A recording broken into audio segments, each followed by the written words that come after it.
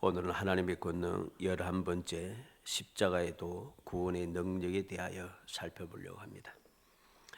하나님의 권능은 우리 사람들의 생각을 항상 초월합니다.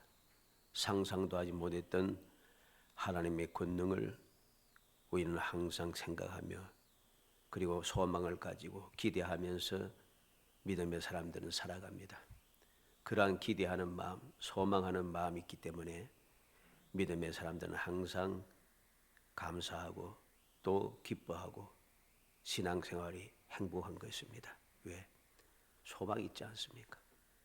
반드시 이루어질 것이라고 하는 주님의 약속이 있다는 것입니다. 그리고 그 약속이 반드시 이루어질 것을 믿기 때문에 우리는 어떠한 상황에서도 기대하면서 그 역사가 일어나길 기대하면서 기다리고 있습니다. 그 기다림, 힘들고 어렵고 막막한 것을 기다린다면 우리의 삶에 전혀 기쁘거나 행복하지 않습니다. 그러나 반드시 이루어질 것을 믿고 기대하게 기다리기 때문에 모든 것이 기쁘고 즐겁고 행복한 것이죠.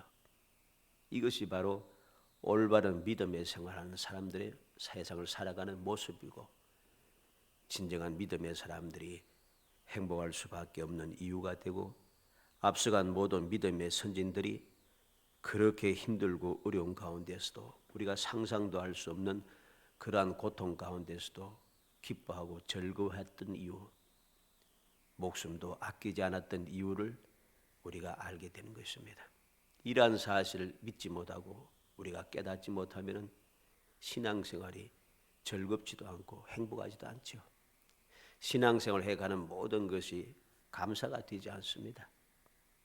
우리는 왜 감사할 수밖에 없고 왜 기쁘고 즐겁고 왜 신앙생활이 행복한가 하는 것을 항상 생각하고 또 생각해야 됩니다.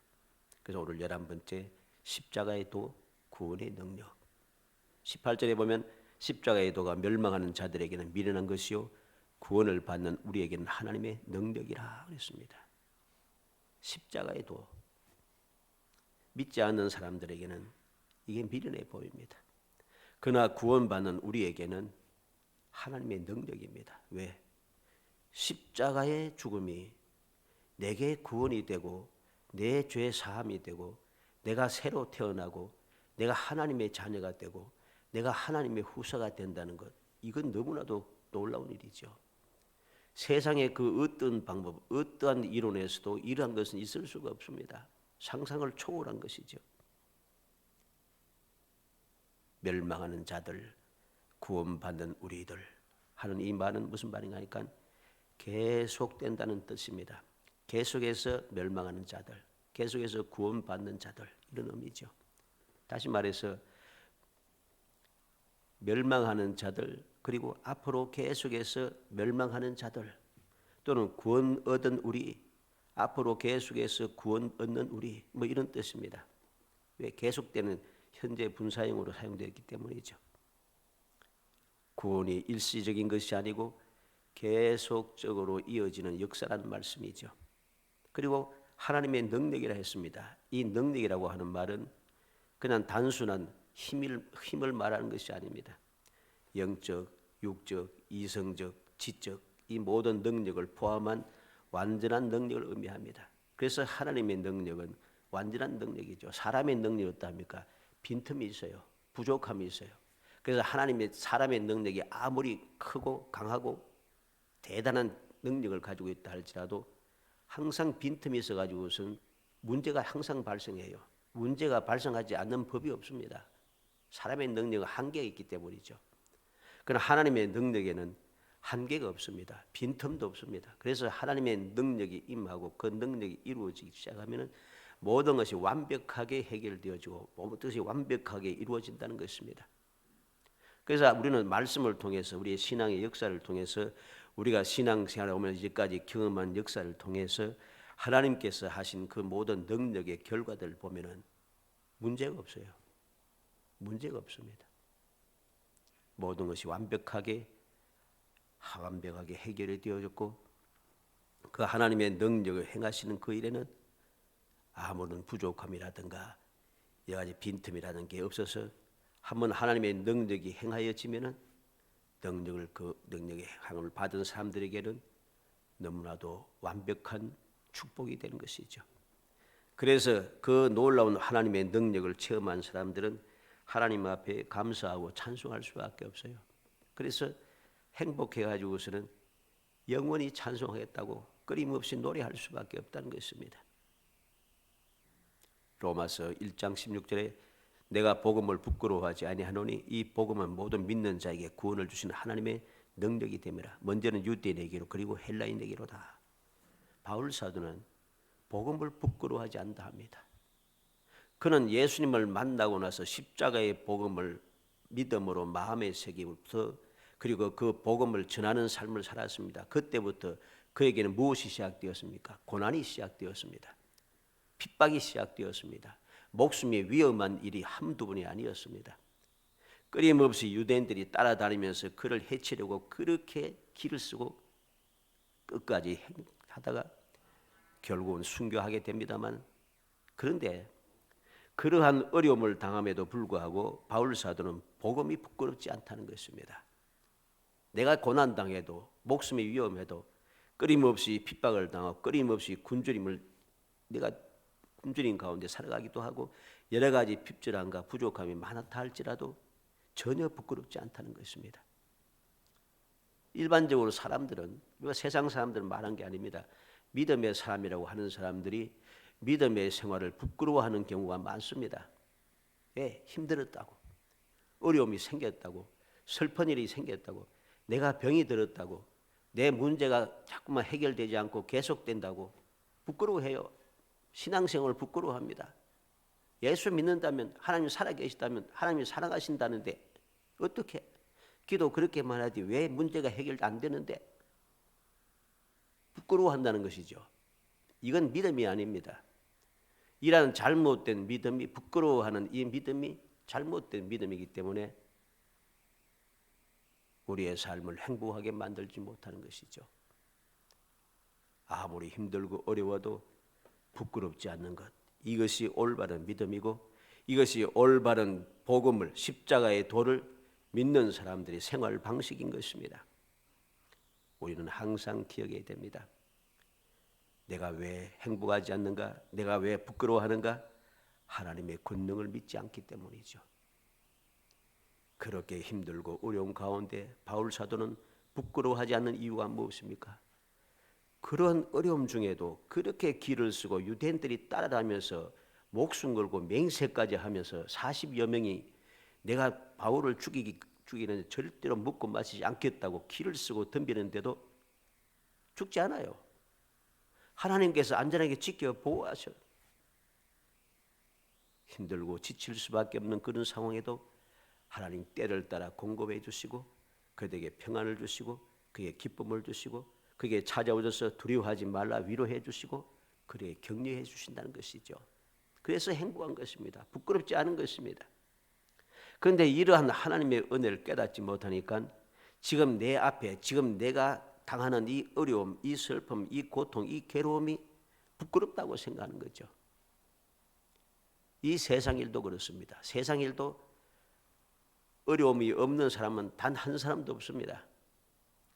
무슨 어려움이 없는 사람 누가 있습니까? 다 어려움이 있어요. 다 힘들고 지칩니다. 여기서 말할 이야기는 아닙니다만 우리나라 제일 큰 재벌의 부회장입니까? 그 사람도 감옥에 있잖아요. 우리 밖에 있는 우리 일반 사람들은 맹장염 걸리면 금방 수술해서 아무 문제 없는데 이 사람은 터질 정도로 힘들고 고통스럽잖아요. 그 사정이 뭐고 우리는 살 거 없습니다. 그런 사람들도 힘들고 어렵다는 것입니다.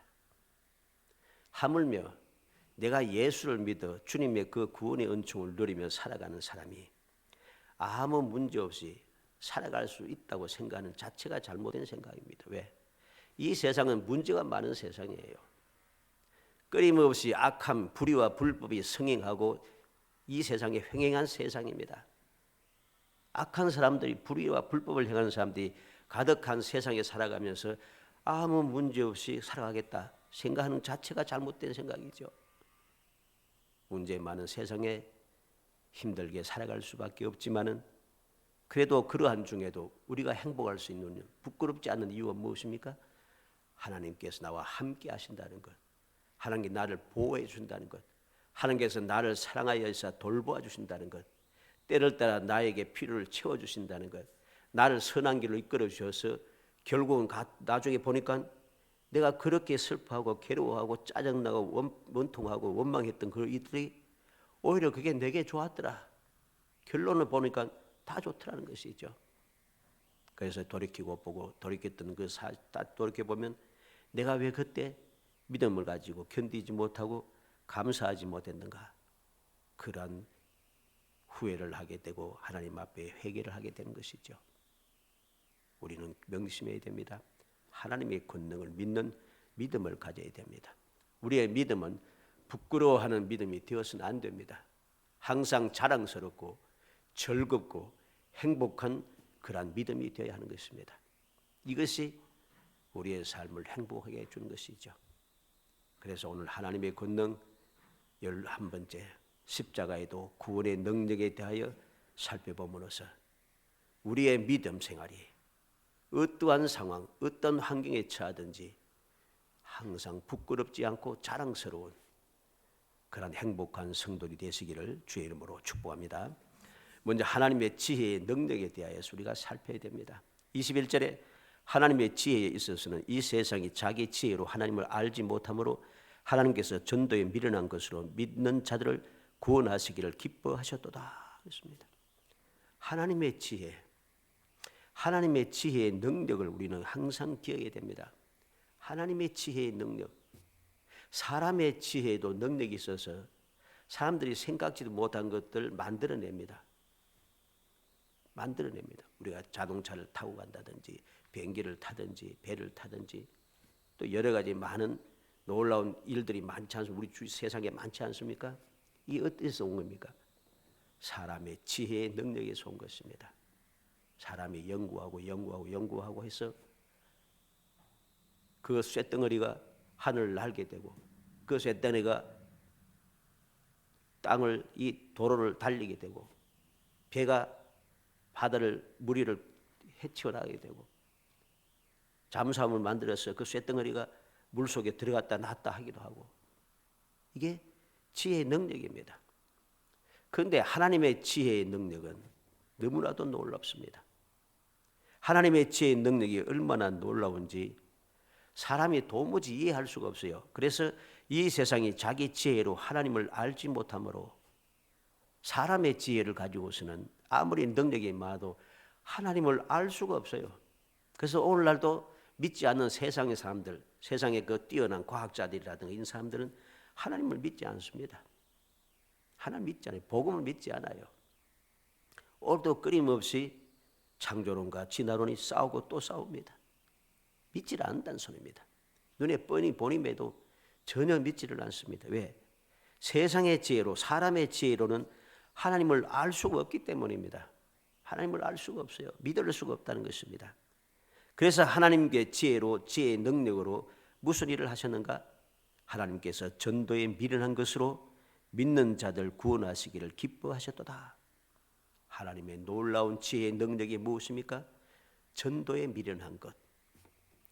전도에 미련한 것으로 구원받게 하기를 구원하시기를 기뻐하셨다는 것입니다. 사람의 지혜로 알지 못하는 것을 사람의 지혜로는 미련하다고 생각하는 것을 가지고 구원하셨다는 것이죠. 이게 하나님의 기쁨이고 능력인 것입니다.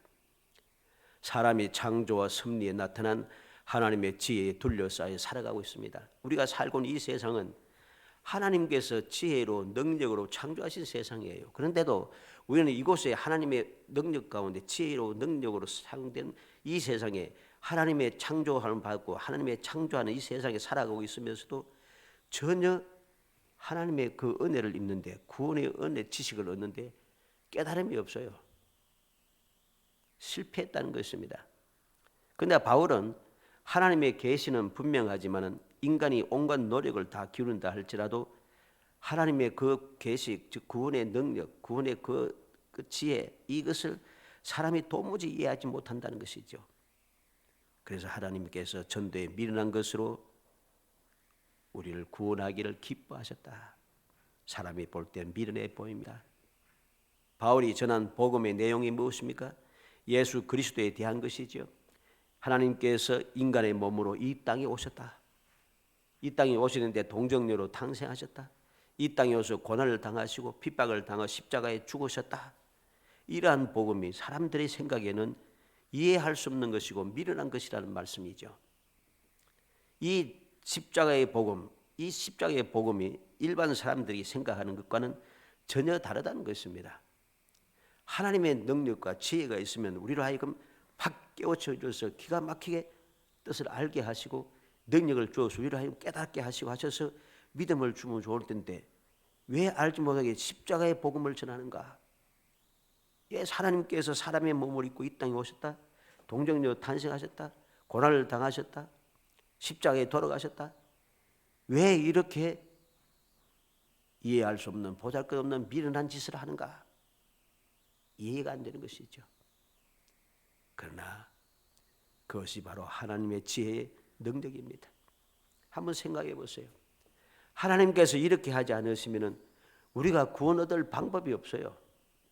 무슨 능력으로 구원을 받겠습니까? 방법이 없다는 것입니다. 예수님께서 누가복음 10장 21절에 예수께서 성령으로 기뻐하시며 이르시되 천지의 주제이신 아버지여 이것을 지혜롭고 설계 있는 자들에게는 숨기시고 어린 아이들에게 나타내심을 감사하나이다. 올소이다 이렇게 된 것이 아버지의 뜻이니이다. 하나님 주님께서 기뻐하셨다 합니다. 하나님 앞에 감사의 기도를 드립니다. 지혜롭고 설계 있는 자에게는 숨기시고 어린 아이들에게 나타내셔서 구원을 받게 하심을 감사하다고 했습니다. 이것이 하나님의 뜻이라고 했습니다.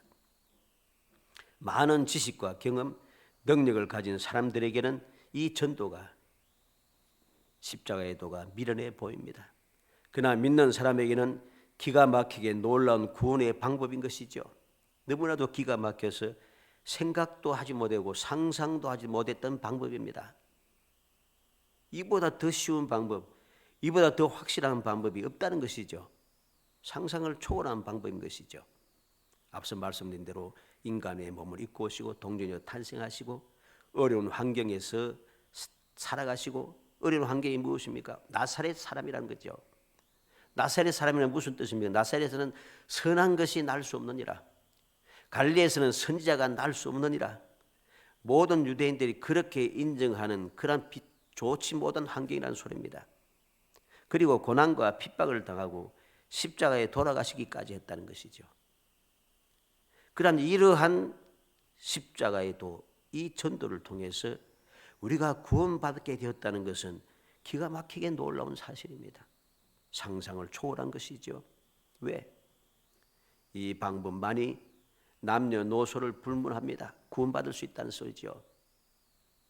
오늘날에는 모든 것이 많이 평등해지고 또 그것이 뒤바뀌어지기도 했다고 사람들이 많이 이야기합니다만 어떠합니까? 그래도 아직도 남녀노소가 평등하지 않습니다.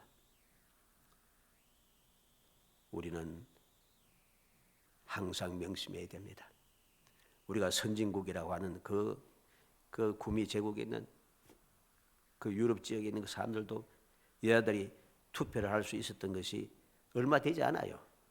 얼마 되지 않습니다. 투표 자격도 없었어요.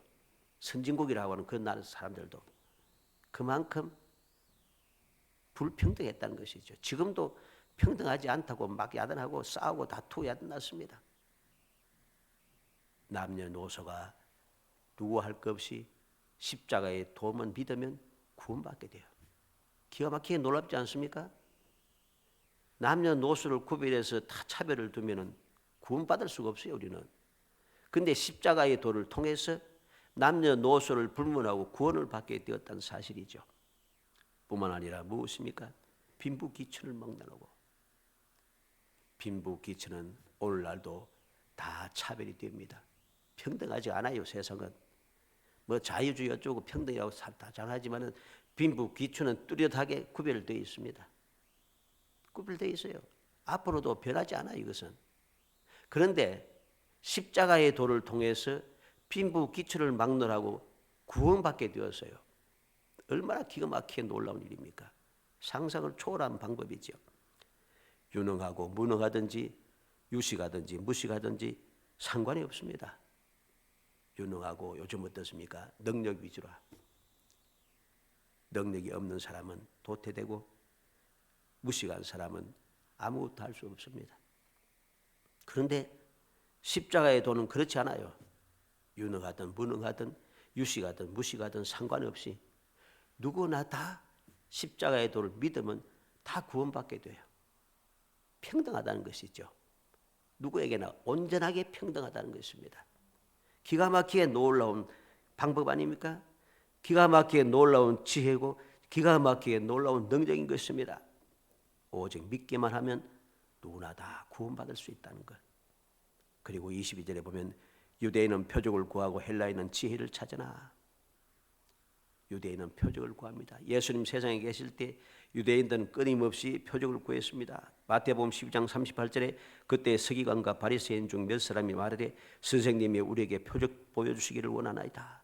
마태복음 16장 1절에 바리새인과 사두개인들이 와서 예수를 시험하여 하늘로부터 오는 표적 보이기를 청하니 그랬습니다. 마가복음 8장 11절에 바리새인들이 나와서 예수를 힐난하며 그를 시험하여 하늘로부터 오는 표적을 구하거늘.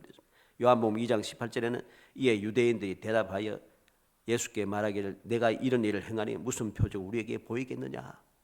유대인들이 한결같이 원하는 것은 표적을 구하고 있습니다. 너무나도 웃기는 이야기죠. 왜? 주님께서 세상에 계실 때 많은 표적을 행하셨습니다. 귀신을 쫓아내고 병든 자를 고치시고 끊임없이 주님의 능력은 함께하여서 표적이 끊임없이 나타나고 있었어요. 그런데 또다시 표적을 또 구하고 있다는 거죠. 이들이 사람들이 구하는 이 표적이 얼마나 어리석인 것인가를 우리에게 알려주는 것입니다. 헬라인은 지혜를 찾으나. 사도행전 17장 18절로 21절에 보면 어떤 에피쿠로스와 스토아 철학자들도 바울과 쟁론할세 어떤 사람은 이르되 이 말쟁이가 무슨 말을 하고자 하느냐 하고 어떤 사람들은 이르되 이방 신들을 전하는 사람인 것보다 하니 이는 바울이 예수와 부활을 전하기 때문이라. 그를 붙들어 아레오파고로 가며 말하기를 내가 말하는 이 새로운 가르침이 무엇인지 우리가 알 수 있겠느냐. 내가 어떤 이상한 것을 우리의 귀에 들려주니 그 무슨 뜻인지 알고자 하노라 하니 모든 아덴 사람과 거기에 나그네 된 외국인들이 가장 새로운 것을 말하고 듣는 것 외에는 달리 시간을 쓰지 않음이로더라. 이 헬라인들은 지식을 찾고 있습니다. 지혜를 찾습니다. 새로운 것을 자꾸만 습득하고 얻기를 원하지 다른 것에는 시간을 쓰지 않는다 그랬습니다. 이게 바로 유대인들과 헬라 사람들, 세상 사람들의 특징이라는 것이죠. 그런데 아무런 표적도 지혜도 없는 우리, 표적을 구할 수 있는 그러한 관심도 없는 사람들, 예를 들어서 힘들고 지치며 지치게 어렵게 살아가는 사람들, 표적 그거 아무 상관없어요. 힘들고 지치게 어렵게 살아가는 사람들의 지혜 아무 소용없어요. 그들이 원하는 무엇입니까? 언제 내가 이 어려움에서 벗어나는 것, 내가 아무 문제 없이 행복하게 살아갈 수 있는 것, 이것만을 원하는 것이죠. 다른 무슨 큰 기적을 바라고 무슨 큰 사람들이 알지 못하는 새로운 사상을 알고 습득하기를 원하는 것, 그건 할 일 없는 사람들이나 원하는 것이지 일반적인 사람들은 원하는 것이 아닙니다. 하나님께서는 주님께서 우리에게 주신 이 십자가에도 하나님의 지혜와 능력은 너무나도 놀라워서 내가 표적, 지혜 없어도 상관없습니다.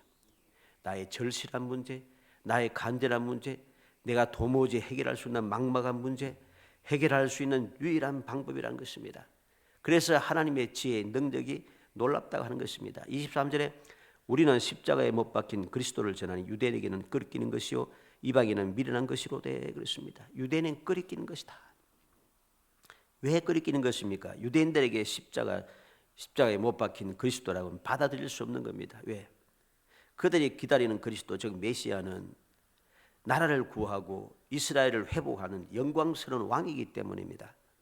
그런데 이 예수님께서는 나사렛에서 탄생하셔서 나사렛 사람에다가 목수로 살다가 힘들고 어려운 가운데 살아가는 사람, 그런데 가난하고 비천하고 병들고 귀신 들리고 정신없는 사람들 찾아다니면서 그들 고치고 그들 위로하고 그들에게 복음을 전하니까 받아들일 수 없는 거죠.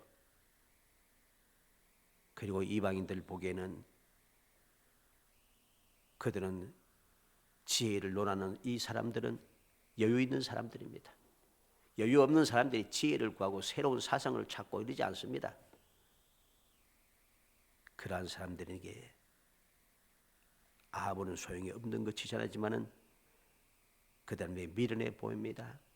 너무나도 미련해 보입니다. 가장 비참하고 비천한 십자가의 형벌을 받은 사람이 우리를 구원한다고 하니 얼마나 미련하게 생각되겠습니까? 그런데 24절에 오직 부르심을 받은 자들에게는 유대인이나 헬라인이나 그리스도는 하나님의 능력이 하나님의 지혜니라. 구원받는 사람, 믿는 믿음의 사람들에게는 유대인이든지 헬라인이든지 상관없이 그리스도는 하나님의 능력이고 하나님의 지혜가 되어서 그 하나님의 능력, 하나님의 지혜인 그리스도를 통해서 우리가 구원받고 모든 문제를 해결한 바뀌고 우리에게 소망이 생기고 우리의 앞길에 모든 것이 행복해질 수 있는 유일한 방법이라는 것이 사실이죠. 두 번째로 생각하는 것은 하나님의 위대하심에 대해서 우리가 살펴야 되겠습니다. 하나님의 권능은 위대합니다. 모든 것 위에 최우월하신 분이라는 소리입니다. 25절에 하나님의 어리석음이 사람보다 지혜롭고 하나님의 약하심이 사람보다 강하니라. 하나님의 위대하심이 여기에 있습니다. 하나님의 권능은 너무나도 우월하시다는 것이죠. 사람이 교만하여 십자가에 담긴 하나님의 지혜를 어리석은 것으로 생각하지만 도리어 그것은 하나님의 능력으로 나타나는 것입니다. 십자가가 인간의 눈으로 보기에는 가장 비참한 실패로 보일지라도 십자가는 모든 믿는 사람들이 구원한 능력이 된 것이죠. 이것이 얼마나 행복한 것인가를 우리는 알아야 됩니다. 사무엘상 17장 45절에 다윗이 블레셋 사람에게 이르되 너는 칼과 창과 단창으로 내게 나오나 나는 만군의 여호와의 이름으로 곧 내가 모욕하는 이스라엘 군대의 하나님의 이름으로 내게 나아가노라. 어린 소년 다윗이 물매를 가지고서 지팡이를 들고서 블레셋 사람 골리앗에게 달려오는 것을 보고 골리앗이 하찮게 여기고 비웃으며 짜증을 냈습니다. 계모는 양모는 막대기를 들고 내게 왔느냐? 그러면서 너를 죽여서 덜집는 먹이로 만들겠다고 큰 소리칩니다. 그런데 다윗은 그러한 말을 들은 때에 부끄러워하지 않아요. 담대하게 외치고 있습니다. 너는 칼과 단창과 단창으로 내게 오지만은 나는 만군의 여호와의 이름, 만군의 여호와의 이름으로 간다는 것입니다. 내가 손에 들고 있는 것 지팡이에 지나지 않고 물매와 물맷돌에 지나지 않지만은 내가 하나님의 이름으로 가기 때문에 얼마든지 내게 승리할 수 있다는 것입니다. 여호와의 하나님의 이름으로 내게 나아간다고 그는 담대하게 외칩니다. 그것이 부끄럽지 않아요. 부끄럽지 않으니까 담대해집니다. 담대해지니까 결코 물러서지 않은 것이죠. 사울과 모든 이스라엘 군사들은 어땠습니까? 하나님을 믿지 못했기 때문에 그들은 부끄러웠어요. 그래서 두려웠습니다. 그래서 골리앗이 나와서 소리만 지르면 다 도망갑니다. 싸울 생각을 하지 않아요. 그런데 다윗은 부끄러워하지도 않고 두려워하지도 않고 하나님의 존귀하신 이름을 의지하여 담대히 나아간다고 그는 외치고 또 외치고 결론적으로 그는 승리하게 되었던 것이죠. 로마서 11장 33절로 36절에 보면 깊도다 하나님의 지혜와 지식의 풍성하며 그의 판단은 헤아리지 못할 것이며 그의 길은 찾지 못할 것이로다. 누가 주의 마음을 알았느냐? 누가 그의 모사가 되었느냐? 누가 주께 먼저 들여서 값없음을 받겠느냐? 이는 만물이 주에게서 나오고 주로 말미암고 주에게로 돌아감이라. 그에게 영광이 세세 있을지로다. 아멘. 바울 사도는 하나님의 지혜와 지식의 풍성함을 깨닫고 그 지혜와 지식이 풍성할 뿐에 너무나도 깊고 너무나도 광대함을 그는 깨달았습니다. 사람이 그 하나님의 판단을 헤아리지 못하고 하나님의 예비하신 그 길을 찾을 수 없습니다. 하나님의 마음을 알 수도 없습니다. 그런데 하나님께서 우리에게 놀라운 지혜의 능력을 베풀어 주셔서 하나님의 위대하신 그 우월하신 지혜와 능력을 베풀어 주셔서 우리하여 구원을 얻게 하셨다는 것이죠. 골로새서 2장 3절에 그 안에는 지혜와 지식의 모든 보화가 감춰져 있느니라. 예수 그리스도 안에 지혜와 지식의 모든 보화가 감춰져 있다 합니다. 예수 그리스도 안에 모든 것이 다 있다는 것이죠. 사람들이 간절히 원하는 소원하는 그 모든 것이 예수 그리스도 안에 있다는 것입니다. 우리는 이 놀라운 하나님의 지혜, 위대하고 우월하신 하나님의 지혜와 이 능력을 우리는 굳게 믿어야 합니다. 그 믿음을 가질 때에 우리는 믿음이 부끄럽지 않고 믿음의 생활이 절대로 두렵지 않고 항상 기쁘고 즐겁고 행복하게 될 것이고, 그러한 행복한 신앙생활이 우리로 하여금 모든 것을 누리게 한다는 사실을 우리는 명심해야 할 것입니다. 그래서 바울 사도는 뭐라고 고백합니까? 로마서 8장 28절에 우리가 알거니와 하나님을 사랑하는 자 곧 그의 뜻대로 부르심을 입은 자들이 모든 것이 합력하여 선을 이루니라. 하나님을 사랑하는 사람, 하나님의 뜻대로 부르심을 입은 자들, 즉 예수 그리스도의 십자가의 복음을 믿는 믿음의 사람들은 모든 것이 다 합력해서 내가 보기에는 한심해 보이고 실패하고 막막해 보이고 답답해 보이지만 그것조차도 실패조차도 합력해서 결국은 내게 다 복이 되더라는 것입니다. 이 믿음이 있으므로 부끄럽지 않은 것입니다. 두렵지 않은 것입니다. 행복할 수밖에 없는 이유가 여기에 있습니다. 고린도전서 2장 2절에 내가 너희 중에 예수 그리스도와 그 십자가에 못 박히신 것 외에는 아무것도 알지 아니하기로 작정하였습니다. 바울사는 고린도 교회 성도들의 앞에서 예수 그리스도의 십자가에 못 박히셔 돌아가셨다는 것, 이것 말고는 아무것도 알지 않겠다. 예수 그리스도와 예수 그리스도의 십자가만 그는 알겠다고 하고 그것만을 전하겠다고 그는 담대하게 작정하고 외치고 또 외치고 전하고 또 전하는 것입니다. 그리고 고린도전서 2장 14절에 육에 속한 사람은 하나님의 성령의 일들을 받지 아니하나니 이는 그것들이 그에게는 어리석게 보이며 또 그것들을 알 수도 없나니 그러한 일은 영적으로 분별되기 때문이라. 우리는 명심해야 됩니다. 세상에 속한 사람들은 하나님의 성령의 일들을 받아들이지 못합니다. 왜? 어리석어 보이기 때문이죠. 알 수도 없습니다. 왜? 하나님의 지혜와 능력, 즉 구원의 복음, 십자가의 복음은 영적으로만 분별이 되기 때문입니다. 믿는 믿음의 사람에게 주시는 하나님의 은총이라는 것입니다. 살아가는 성도 여러분, 하나님의 권능을 굳게 믿으시기 바랍니다. 하나님의 권능, 십자가의 도, 구원의 능력 우리는 확신하시기 바랍니다. 내 믿음을 부끄러워하지 않으시고 내 믿음에 대해서 두려워하는 마음을 떨쳐버리고 항상 기뻐하고 절구하는 마음, 감사하는 마음, 그리고 행복한 마음으로 우리의 믿음의 생활을 해가야만 합니다. 그 믿음의 생활이 우리의 삶을 복되게 하는 것입니다. 말씀 외워봅시다.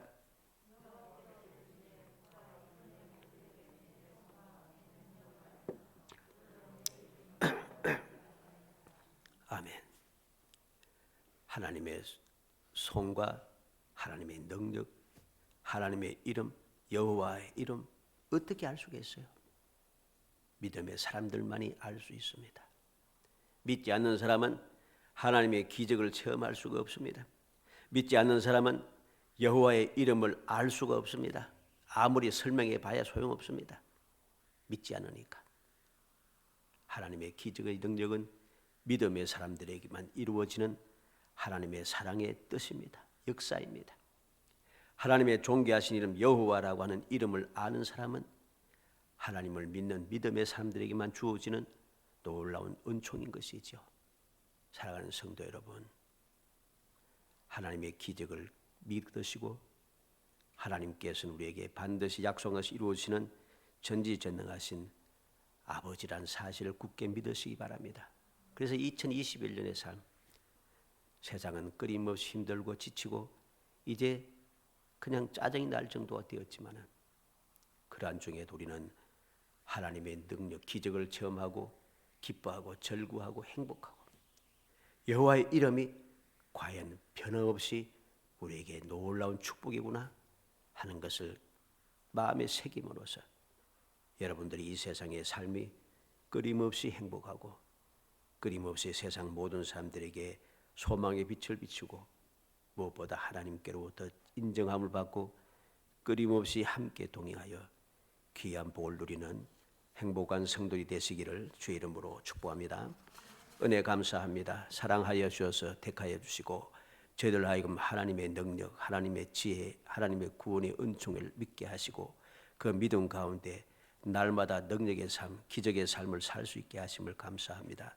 우리에게 이 놀라운 기적을 베푸신 하나님께서는 반드시 약속한 것을 이루어지시는 전지전능하신 하나님 아래 아버짐을 믿게 하심을 감사합니다. 이 믿음을 가지고 부끄러워하지 않고 두려워하지 않고 담대하게 행복한 신앙생활을 할 수 있도록 은총을 베풀어 주옵소서. 예수님의 이름으로 기도옵나이다. 아멘.